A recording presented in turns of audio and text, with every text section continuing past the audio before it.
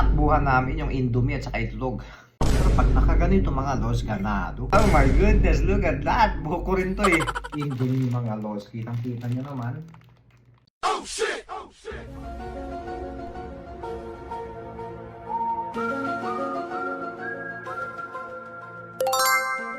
So ayan, so spicy siya. So favorite ko to eh. Pero hindi siya pwedeng araw-arawin kasi magkakaroon ka ng UTI or anything na sakit sa bato, kidney or whatever.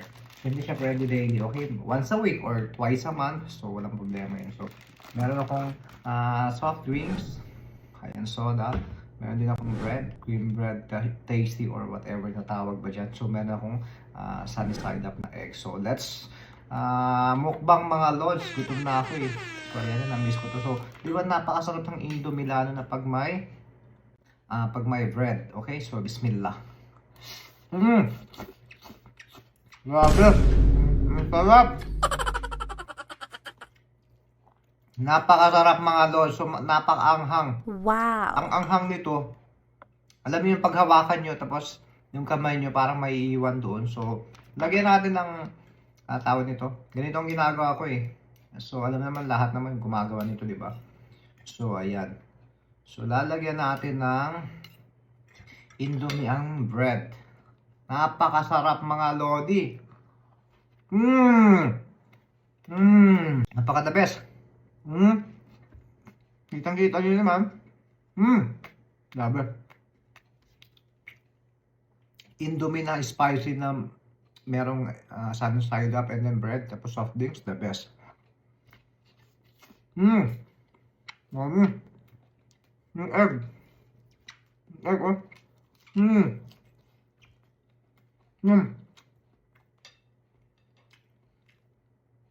Grabe talaga, napaka the best. Tapos may soft drinks. Wag lang siyang, masarap siya paminsan-minsan, walang everyday. Tagal na ako hindi na nakapag-Indomie eh. Almost 3 weeks na ata. Sobrang soft drinks.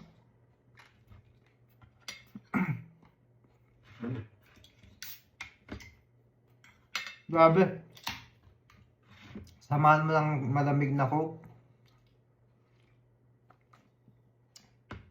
Grabe, tagos sa lalamunan. Naku, napakasarap. O, di ba? Indomie na spicy mga lods.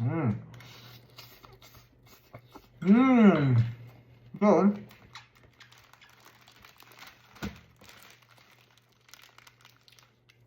Indomie na spicy, ayan. Kitang-kita nyo naman. Dito sa gilid natin. So, may egg tayo.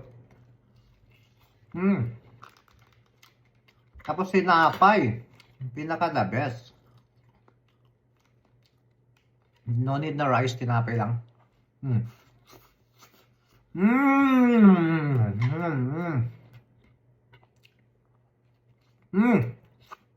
Ang sarap.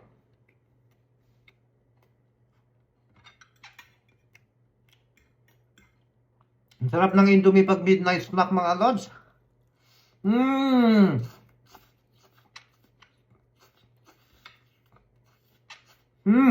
Grabe. Napapawaw ka talaga. Sali-sali up na egg. Grabe, napapataas ng paa ko. Kumakain di ba kayo ng ganito? Hindi nakataas ng isang paa.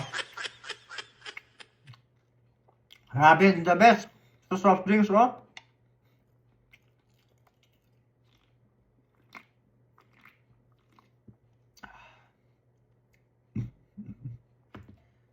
Grabe. Ang sarap sa pakiramdam. Basta wag lang araw-araw. Okay lang, walang problema. Kasi masyadong kwento eh. Wag ahon. Ang sarap ng Indomie pag midnight snack. Di ba? Hating gabi, gutom kayo, tapos wala kayong ibang pagkain. Easy to cook lang to eh. Painit ka lang, tubig.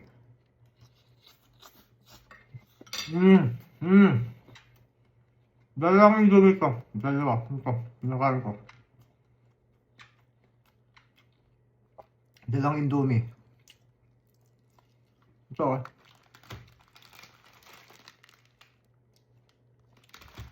Tapos sabayan mo ng Coke, soft drinks, the best.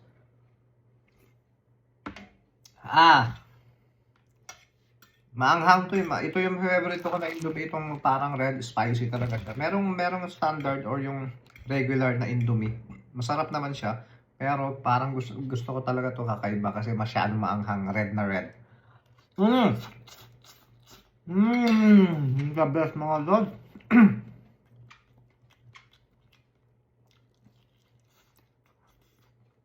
Sobrang sarap. Kita nyo to, tuhod ko. Ang paa ko nakataas. Pag ganyan ako kumain means masarap. Nasasarapan talaga ako pag nakataas. Pero pag nakaganyan lang, okay lang. Pero pag nakaganito mga los, ganado. Grabe. Diba? Maanghang to. Ayan. Grabe. Sarap.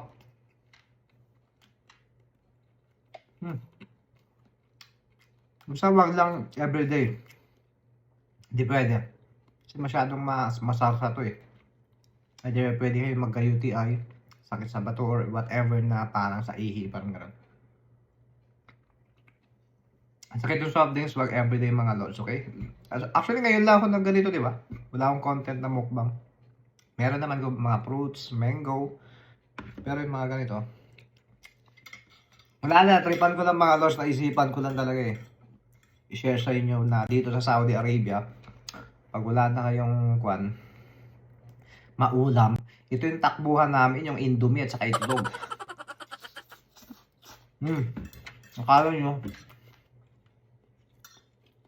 masarap ang kinakain namin dito. Hindi rin.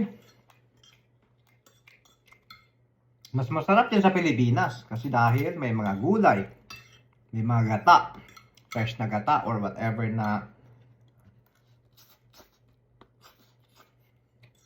ito, magagata ka dito. Nasa can na gata or nasa powder. Favorite ko kasi yung gata mga lods. Masarap talaga pag gata. Favorite ko yun eh.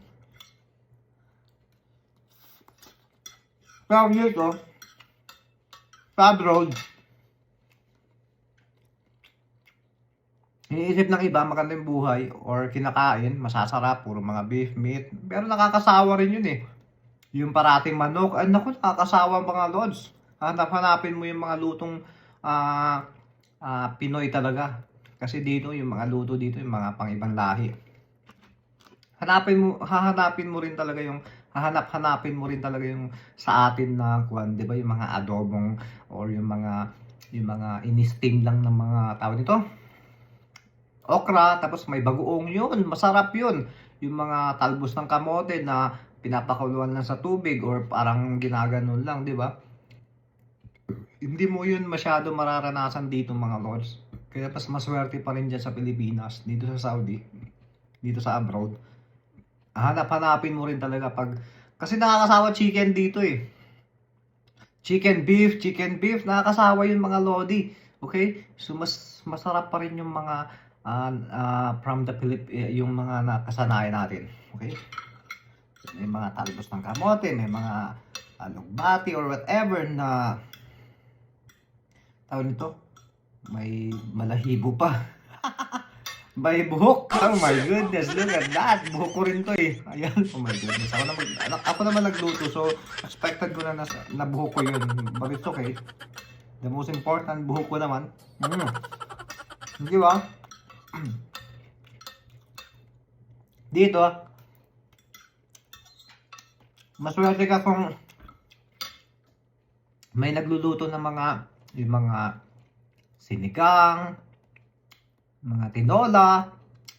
Kung hindi ka magluluto dito, wala kang kakainin. Not like in the Philippines, di ba? Pag nasa Pilipinas tayo, pag uwi natin, ano ulam ma? Ano ulam? Di ba? Ganun. So dito, pag wala kang lutuin, wala kang kakainin. Not like in the Philippines na pwede kang pumunta dun sa kapitbahay. Pwede kang pumunta dun sa friend mo, sa mga pinsan, sa mga auntie. Ganun ginagawa namin before eh. Di ba? Pag galing sa school. Pag walang ulam, walang kanin, diretso kami dun sa kabilang bahay kasi compound yun eh. Kung saan ako lumaki before sa mga tita ko, mga lods. So parang ganun, auntie, anong ulam? O di ba? Dito hindi mo yung pwedeng gawin. Yung anong ulam na yan. Magluluto ka talaga ng Indomie, mga lods. Ang sarap. Naubos ko, di ba? Dalawang Indomie yun eh. Di ba? Ito, Indomie nasa gilid. Soft drinks. Ang ginagawa ko, pag uminom ako ng soft drinks, parang tina-times 2 ko yung dami ng soft drinks at saka yung water. So, it means pag isang ganito, so kailangan times 2 yung water, yung dami nito times 2, okay? So, meron tayong tubig dito sa gilid, mga lods. Ayan na. Uubusin natin yan. So, yun lang naman. So, maraming salamat, guys. So, share ko lang sa inyo yung pagkain namin dito pag walang-wala na. Sa pag tinatamad na kami. So, Indomie. Spicy na Indomie. Ayan na. With soft drinks. Basta not always. Hindi dapat always. Kasi nga, nakakasakit to. Lalo na sa UTI, yung mga ganon, yung related sa ihi, kidney, or whatever. Kasi masyadong masarsa at saka unhealthy rin naman. So, minsan lang, midnight snack, once in a blue moon, like twice a month, once a week, walang problema. Wag lang everyday talaga, okay? So, maraming salamat sa inyo. Busog na ako. Bye-bye.